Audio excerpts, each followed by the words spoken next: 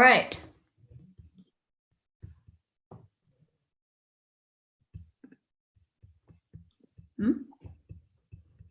Can people see my slides? For some reason. They're not showing up right now. Let me try it one more time.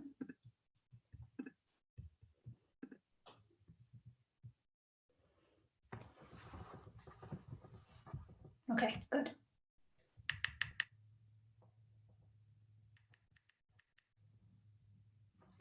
Okay, all right. Everything's good? Let's get started. So first of all, a few announcements. The third quiz is coming. And it's going to be on the topic of sets and Boolean algebra. And it's going to be October 20. Similar as before, it's a 1 hour window between 7:30 and 4 p.m. on Tuesday, which is next Tuesday, October 20. And please keep in mind, you have a half-hour time that is in the grace period for you to upload the quiz. Please do not use that time to solve quiz problems, because you won't have enough time to try to upload and match your solutions on Gradescope.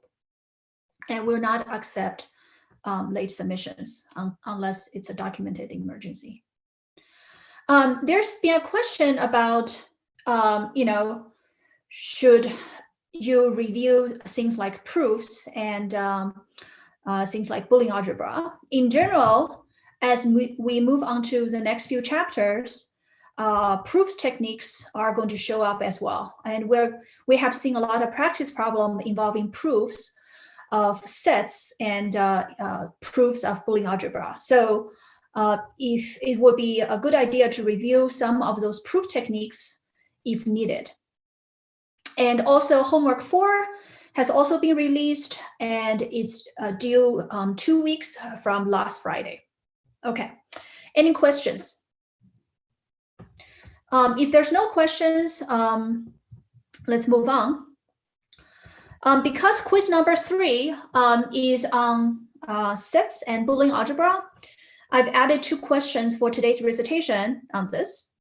Also, please remember that for each of the quiz, we have practice quiz available on Canvas, which help to test the knowledge of corresponding chapter. So please set aside 1 hour time to try to solve the practice quiz number 3, which will help you figure out if there's any holes in your knowledge on the material to be tested. Okay, so for here, this is a simple question. I give you 2 sets, and I want you to give me the elements that belongs to the product of those 2 sets. Okay, you have roughly a minute to solve this problem. And while you do that on your own, let me just recall the definition of set multiplication. When I take a product of a pair of sets, it contains element such that the first element, a pair of element, where the first element belongs to the first set, and the second element belongs to the second set. Okay, and in here, the first set A contains 2 elements. One element is the variable is the letter A. The other element is the set B. And then in set B, it contains 2 elements. One element is a number 1. Another element is a set that contains 2 set elements, 2 and 3. Okay, so another way to quickly look at this, the size of set A is equal to 2, and the size of set B is also equal to 2. Okay, all right, do I have a volunteer to list the element in my set product? There's a volunteer in the chat. So there's an ordered pair of A and 1. Okay. And then A paired with the set 2, 3. Mm-hmm. And then the set with just B in it paired with 1.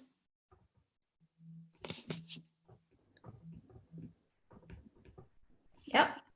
And then the set with B in it paired with the set of 2 and 3. Great, thank you. So yeah, so in this case, remember, based on the definition, the idea is to take an element from the first set and an element from the second set and form a pair. And in this case, there's 2 elements on the first set, 2 elements on the second set. So together I can form 4 pairs. And then this is those 2 pairs.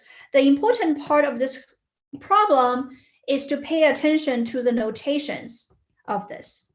Because in some sense that each of those set A is not a very simple set in a sense that it contains element, which itself is a set.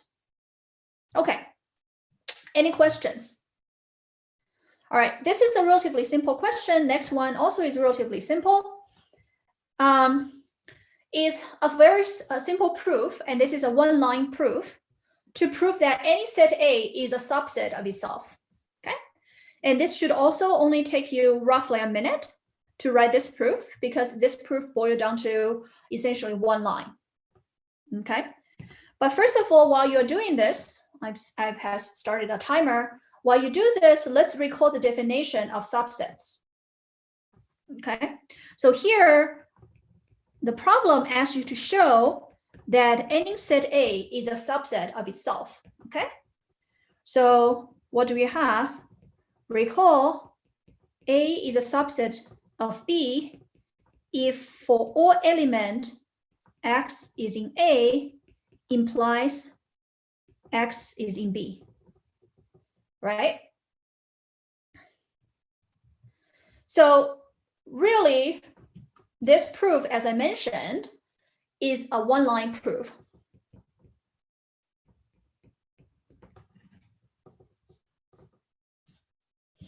Okay, do I have a volunteer to tell me what is this one-line proof looks like?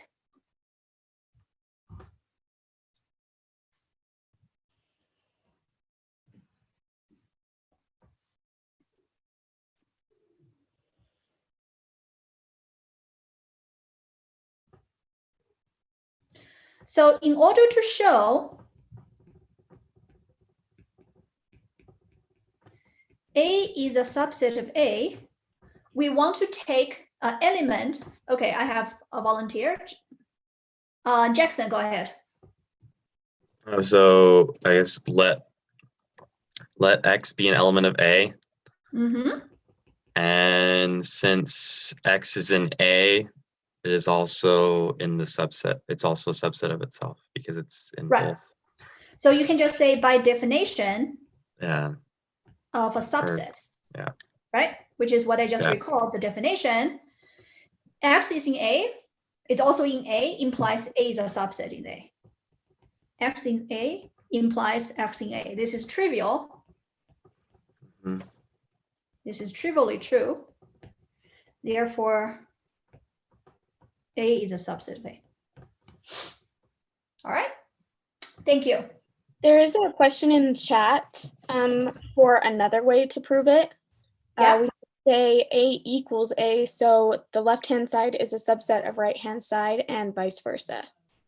Since A equals A. So this is a tricky issue. So maybe I will be more specific in future questions, because if you just say, well, I guess so, but specifically, when I first think about this question, I want you to be able to use the definition here, right? But technically, so basically what you're saying is that because A is equal to A, therefore, I guess by definition of set equivalences, right? By definition of set equivalence. Yeah, I guess this is a reasonable proof too. By definition of set equivalence, A is a subset of A. That's also true. And then this is using the fact that A is equal to B if and only if A is a subset of B and B is a subset of A. Yeah, so great. I actually like this alternative proof, even though my original goal is for you to use the definition of of subset, but actually you can also use the definition of set equivalence here. Okay, great. All right, now let's move on to, so this is a detailed proof. Now let's review a few of those properties of relations, okay? A relation R, which is a subset of A cross A, is reflexive if and only if for all elements in A and A is in R. So reflexive if A and A is in R. Of course, it's irreflexive if and only if A and A is not in R. Symmetric, meaning that if AB is in R for any pair, implies BA is in R. Okay, so let me just write it here.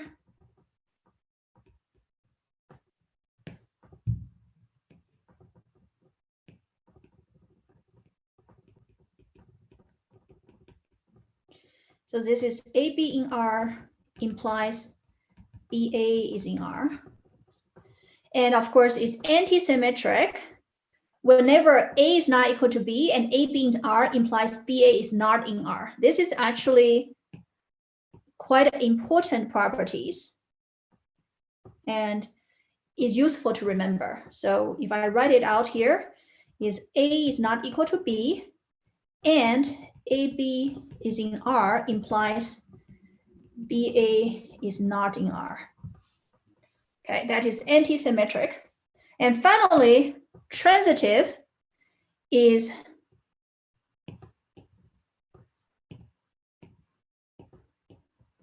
whenever AB is in R, BC is in R implies AC is in R.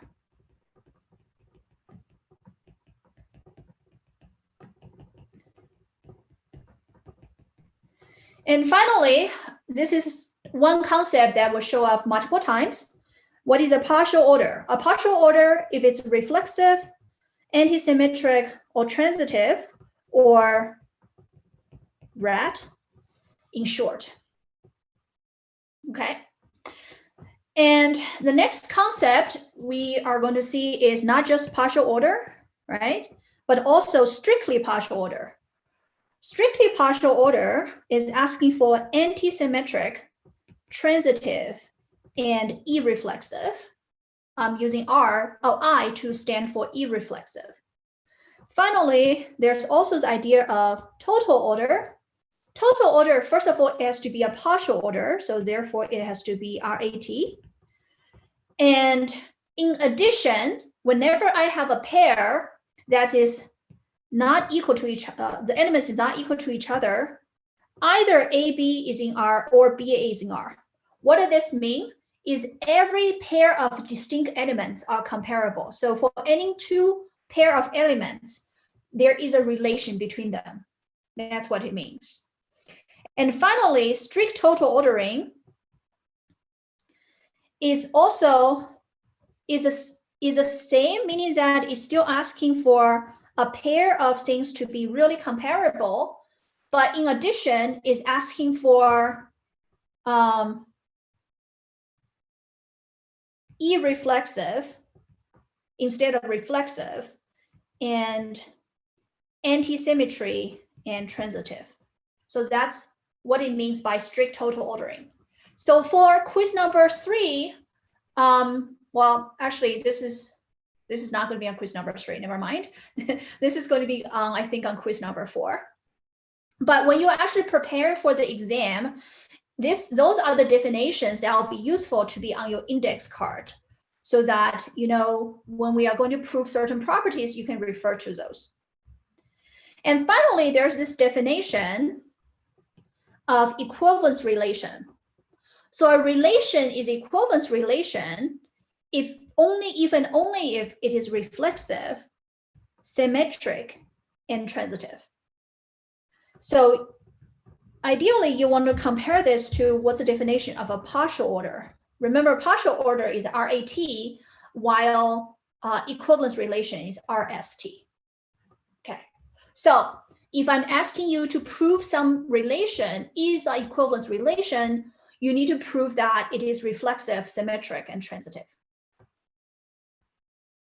Okay, so now this is actually a problem we have in the lecture, but I want to spend some time going over this in detail, since I said most of them to be take home.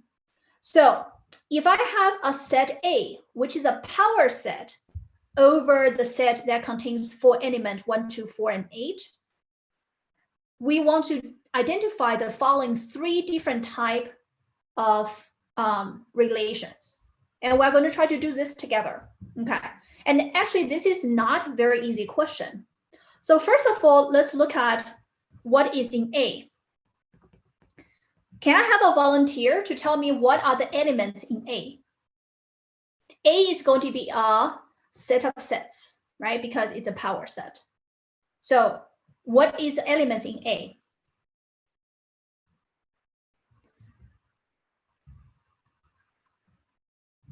Do I have a volunteer?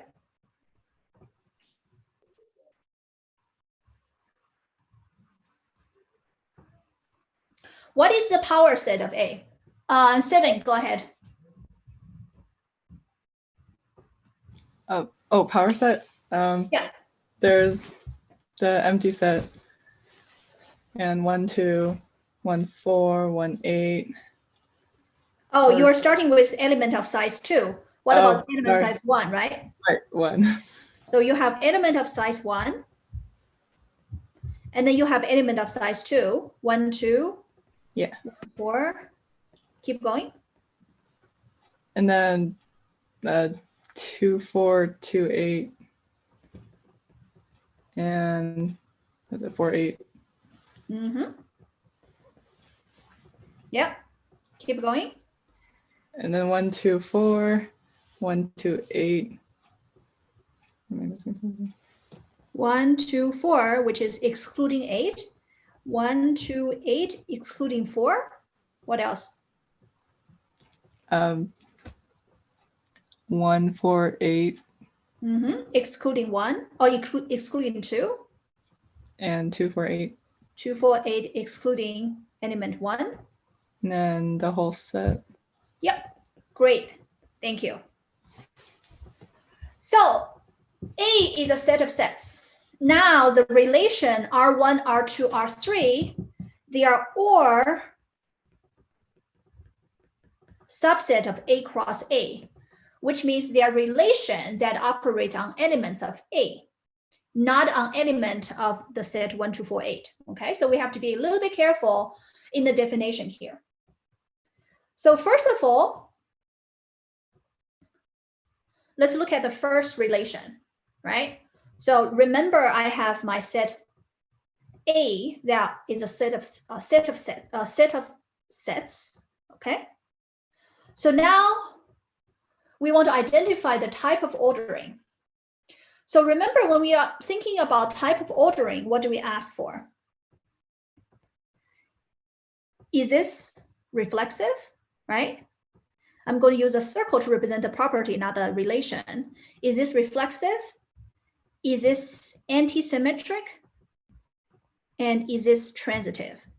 Those are some of the questions we're going to ask, okay?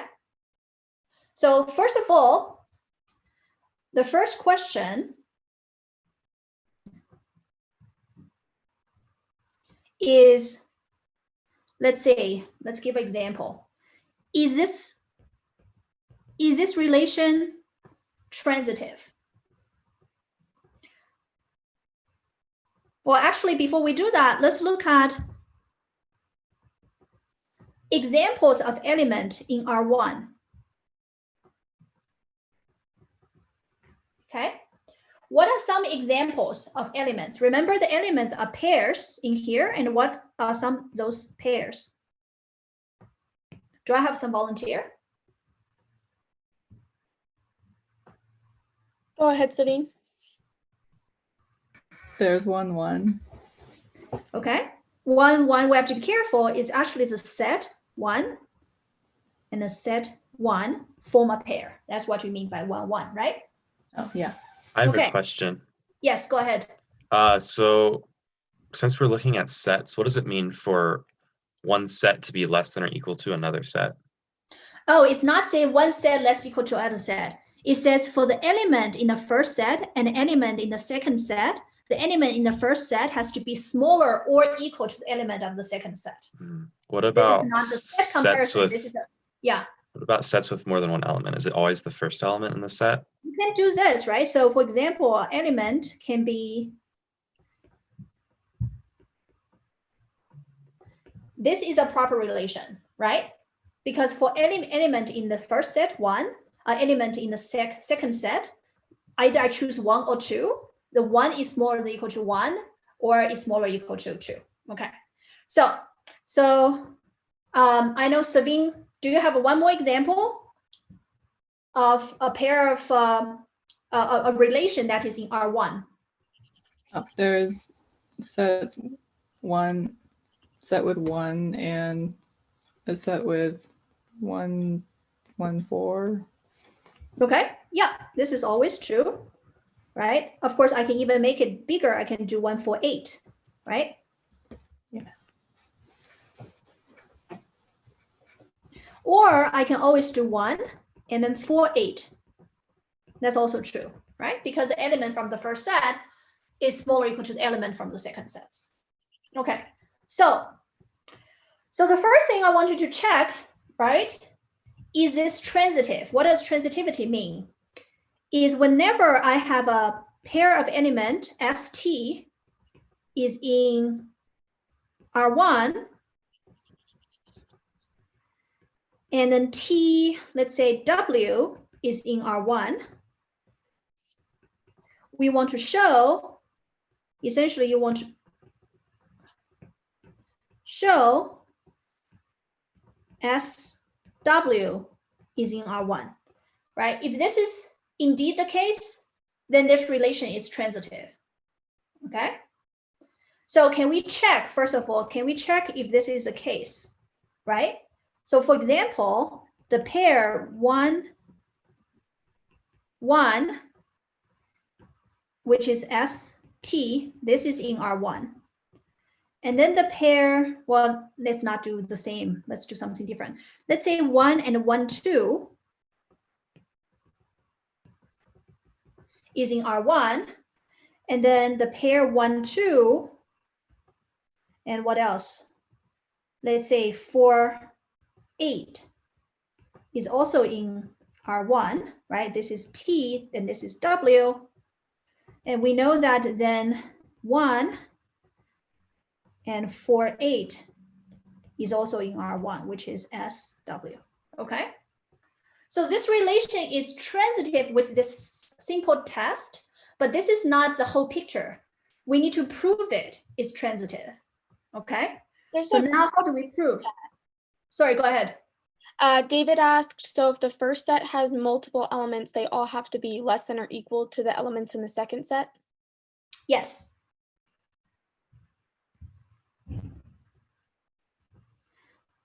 Okay, so can we check? So we have checked, can we prove this, right? So what we can do is, let's ST is in R1 and TW is in R1. What does this mean? This means there is A is in S and B is in T, implies, well, let me rewrite it. We have A is smaller or equal to B. Also, for B is equal to T and C is equal to, say, W, we have B is smaller or equal to C. And then what do? We can use A is in S, where A smaller than equal to B and B smaller equal to C. That means for A is in S, C is in W. So let me write it here. I'll put a star here.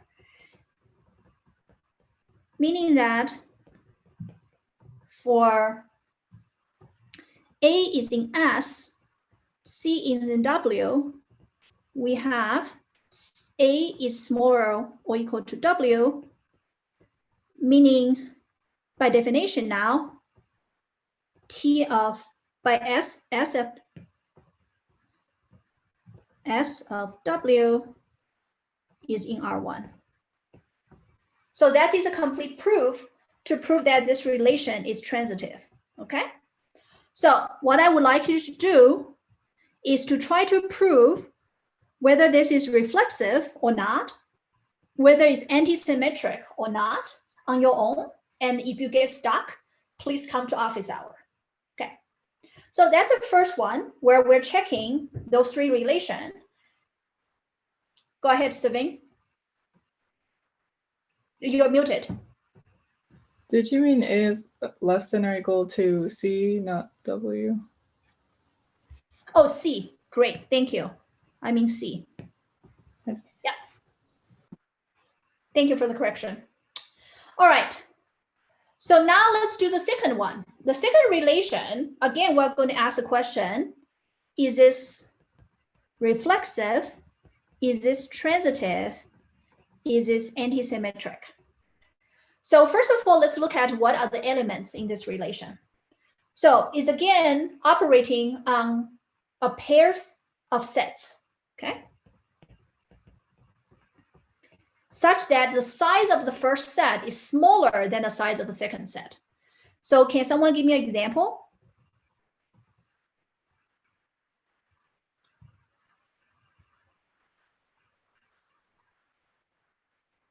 Go ahead, Sabine.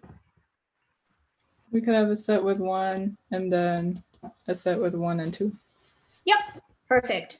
Because the first set is a size 1, the second set is a size 2. So the first element has a smaller number of elements than the second set. But also, something you are going to forget, actually, is this is also an element in the set. Because empty set has no element, and any non-empty set has at least one element. So that's also part of this relation, okay? But another thing you have to remember is this, for example, is not part of this relation because the first set has the same size as the second set, okay? So now let's check for one property. Is this antisymmetric? Okay. So what is antisymmetric? Recall the definition of antisymmetric. What that means is that when A is not equal to B, if AB is in the relation, implies B of A is not in the relation. Okay. Sorry, So- there's a question on the previous one. Yep. How do we compute A is less than or equal to B? Do we add the elements inside S and T or multiply? No, A is an element in the first set, B is an element in the second set. And it's just a comparison. So in order to find element in R1, you are going to find a pair of sets that satisfy this relation. So for example, this is a pair in this relation because element 1 in the first set is always smaller or equal to an element from the second set. Say because 1 is smaller or equal to 4 and 1 is smaller or equal to 8. So you need to look at all the pair of possible sets and look at the ones that satisfy this condition. That's the computation. Okay. So now let's look at this relation, right? So we give example of things in this set. Now we want to say that if this is antisymmetric. Do I have a volunteer?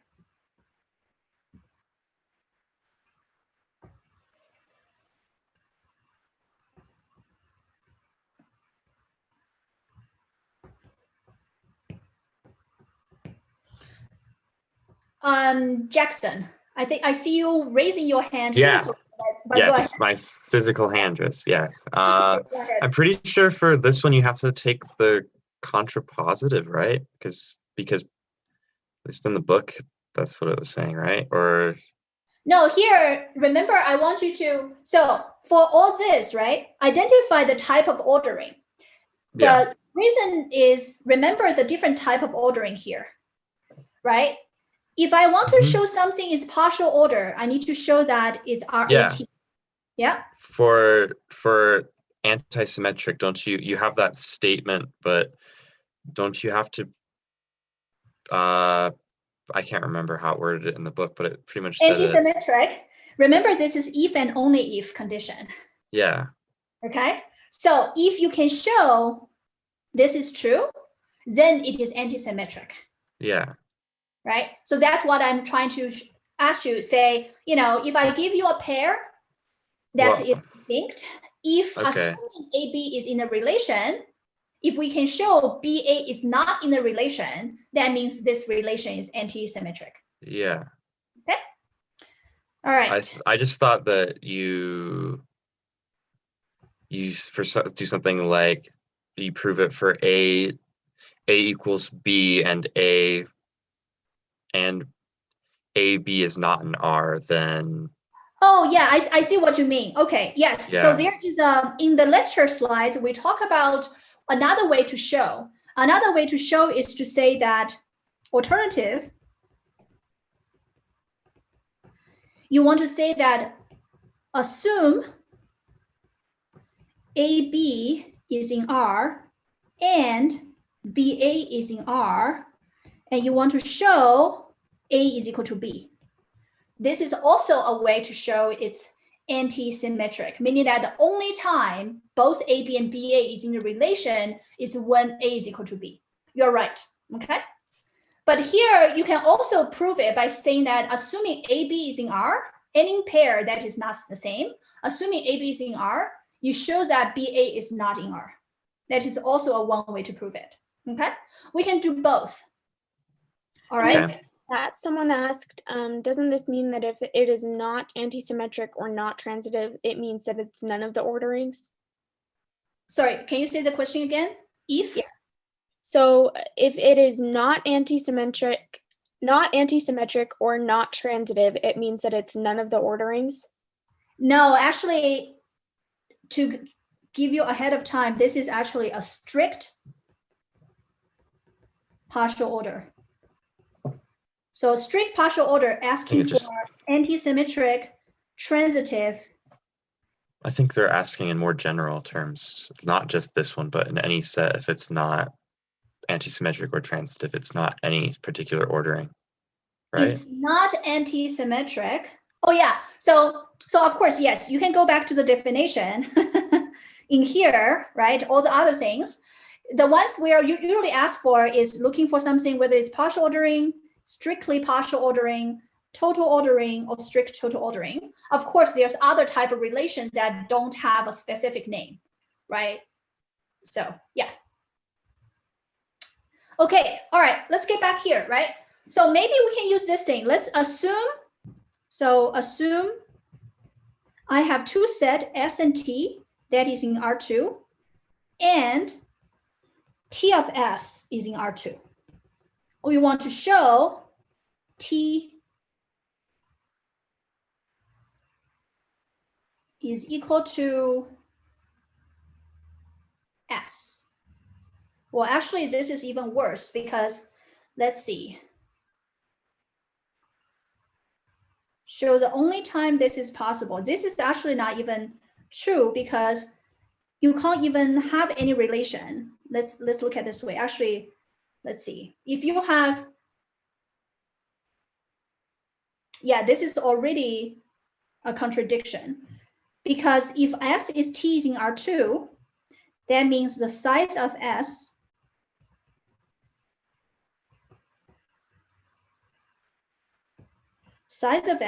is smaller than size of T. But then if you assume T and S is in there, that means size of T is smaller than size F. And then this is not possible. What does this mean? This means my hypothesis is actually false. Remember, in the implication, if my hypothesis is false, what is my statement? If my hypothesis is false, anything it's implied is true.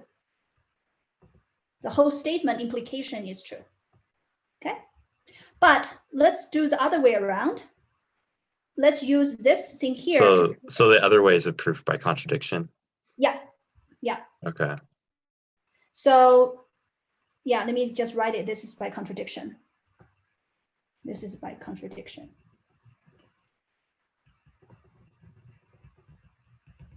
Okay. All right.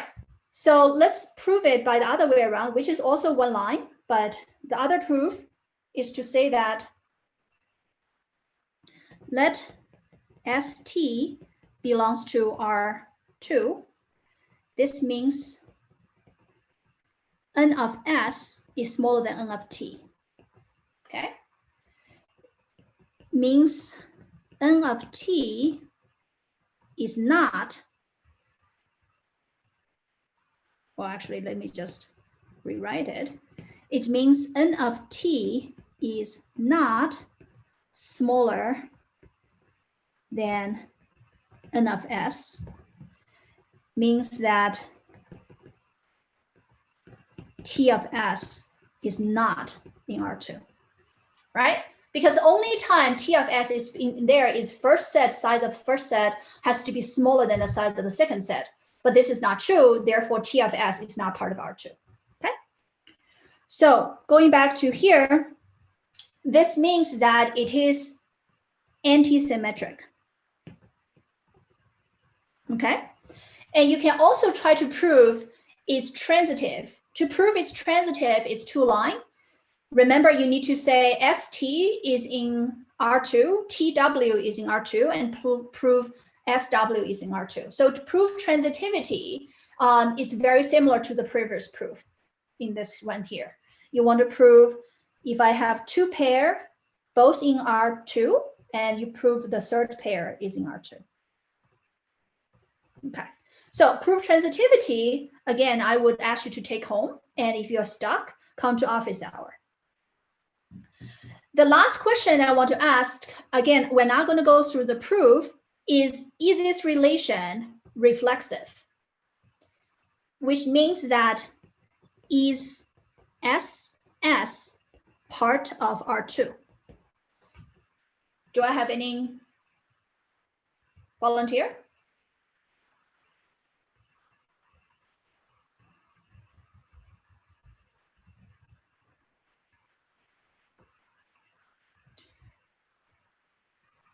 So the answer is no, right? Because a set, because N of its a set is not smaller than its own set. In fact, it's equal. Okay, so SS is not part of it. All right. Let's go over the last one. Identify the type of ordering. Again, I have pairs of sets, okay, in R3, such that the sum of element in the first set has to be smaller or equal to the sum of element in the second set. So what are some examples of elements in this relation?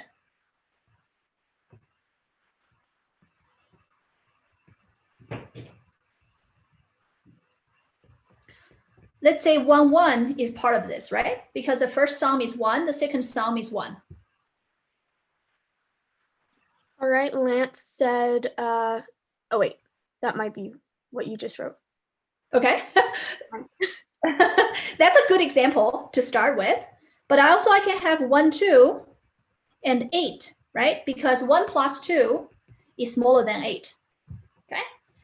And you can have 1, 2, 4, and also 8. Oh, let's use parentheses.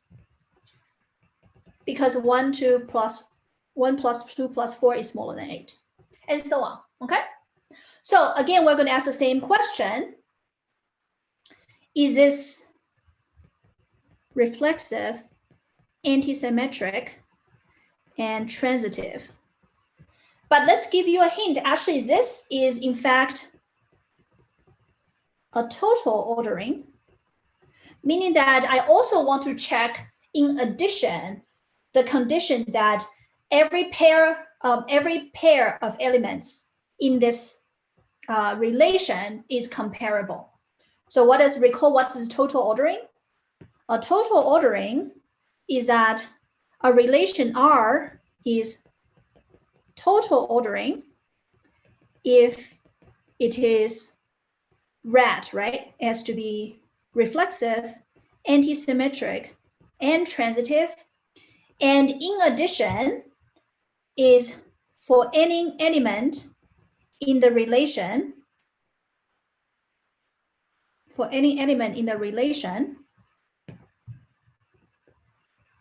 if A is not equal to B, it implies A, B is in the relation or BA is in the relation. That means for any pair of things in here, they are comparable.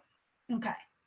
So for example, if I want to check in this case, if I take any element that is in A, their sum is comparable.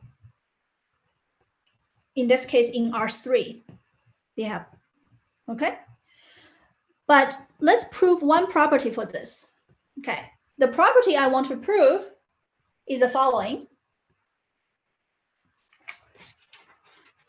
Can we prove it's reflexive? Brendan asked, so for R1, is it also a total ordering? R1 is a total ordering. Okay, remember the definition of total ordering is to say every pair in there is comparable. Okay, let's see. We know the answer for this. This is a partial ordering.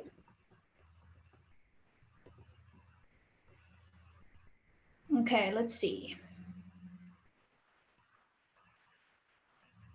A total ordering is for every pair. Let's go back to the definition. A relation is total ordering if it's first a partial ordering. Okay, so we know it's a partial ordering, so that's good. But then we say whenever elements that is in A, if A is not equal to B, those two things are comparable. So this is not a partial ordering. I'm going to use a new color. So, okay. R1 is not a total ordering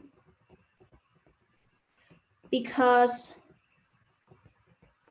not all AB that is in A are comparable. Why? Because if you think about this following pair,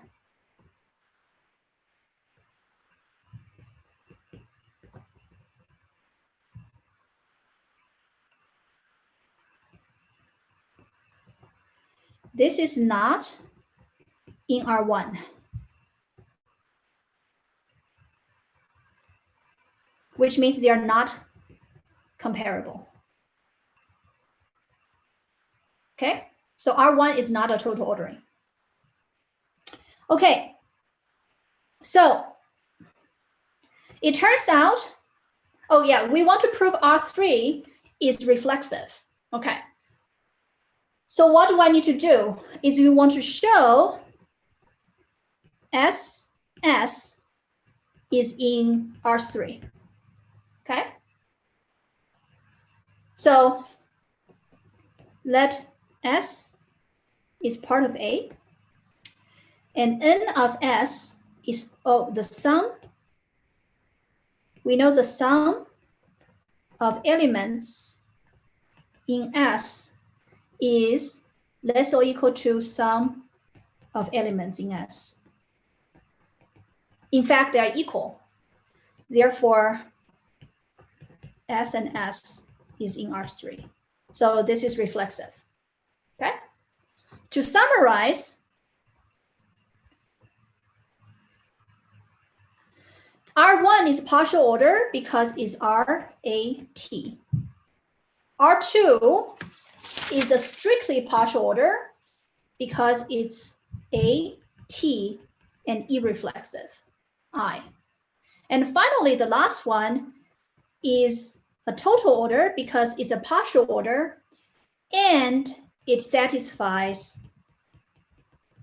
that all elements from A are comparable. Okay. All right.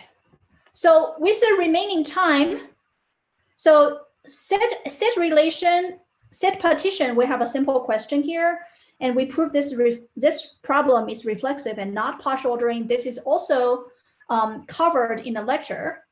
But with the remaining time, I actually want to do one more question, which you have not seen before.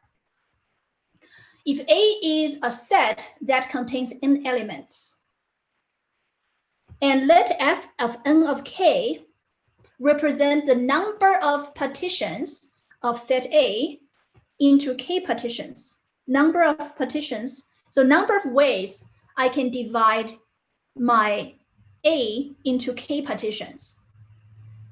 I want you to find a recursive formula for f and k. Okay? And you have, say, a minute to think about this. And while you think about how to solve this problem, I want you to first answer the question, what is f n of 1? And what is f n of n? So I take a set that has n elements. How many ways can I partition it into a single partition? Do I have a volunteer?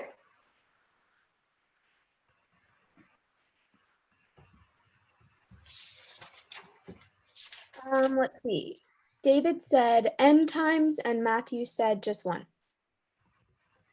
Fn1 is equal to 1 because there's only one way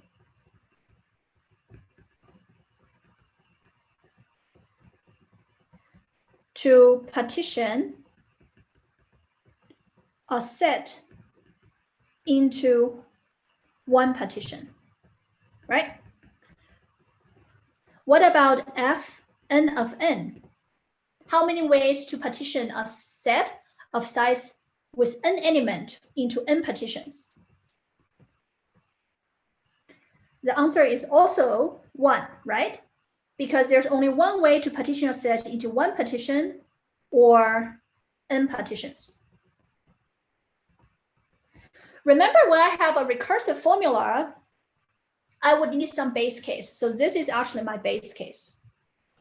Now, the second part is what is my recursive formula here? And then there's two cases, okay? And then this is the part that is most tricky part of this problem, is I would like to write a recursive formula of counting the number of ways to partition a set of n elements into k partitions. So if you think about this, there is a little bit of a flavor of pigeonhole principle, right? Is there some container I'm putting my elements into? But let me give you a hint. If I'm thinking about my number of elements, of course, has to be bigger than 1. Let's say it's bigger than 1. In fact, actually, I need a little bit more base case. What is f of 1 of 1?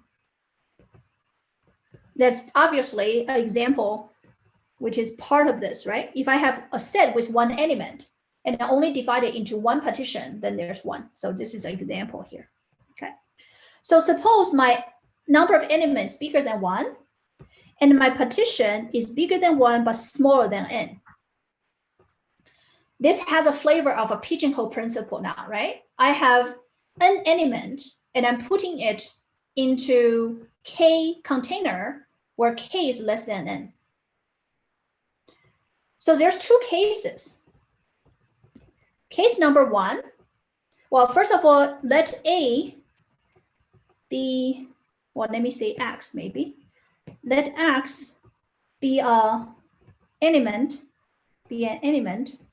of the set A, okay? Then there's two cases. Case one is if X form its own partition. Case number two is X does not form its own partition. So what is the mental picture here? If X form its own partition, then the remaining part of the set is A exclude this element, okay? So if this is one partition, the remaining things is going to form K minus one partition, right? That's the first case. The second case, if X does not form its own partition, then A exclude X is going to form K partition. And then you add X in any of those partitions. Okay? So this is a hint to this recursive formula. But what do we have?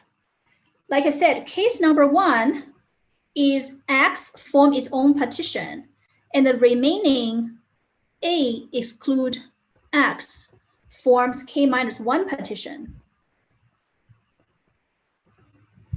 So the total number of ways is F of n minus one element because it exclude X and form K minus one partition. Case two is X does not form its own partition, but A exclude X is going to form K partition, and we add X to each of these K partitions. So you have K number of choices. The number of ways to partition A exclude X into K partition is F of n minus 1 into K partition. And then because I'm going to add X, potentially each of this partition to form a new partition, you have K number of choices. So the final formula is including the base case as well as Fn of K is equal to F of n minus 1, K minus 1 plus K times F n minus 1K. Okay, so this is a recursive formula. So the most tricky part of this problem is the fact that you're going to divide the counting into two separate cases. The first case is an element X form its own partition, and the second case is X does not form its own partition. When X, in case one, when X form its own partition, then the rest of n minus 1 element has to form K minus 1 partition. So that's the first part of this formula. In the second case, when X doesn't form its own partition, then you know the remaining elements has to first form K partition, and you add X into any one of those partitions. So that's K times number of possible partitions involving A minus 1 elements. And to justify this, you know that those two cases do not overlap. Either X forms its own partition or it doesn't form its partition. Those situations don't have overlapping cases, okay? All right, so that's it for today. Do you have any more questions? There's a question. Would a question like this be on the exam? Possibly. It's testing all the knowledge you have learned so far. Right? So what is this problem testing? It's majorly a problem about set partition, but it uses some proof by cases. Okay, of course, this also goes back to some logic argument. Okay, all right, that's it for today. Thank you very much.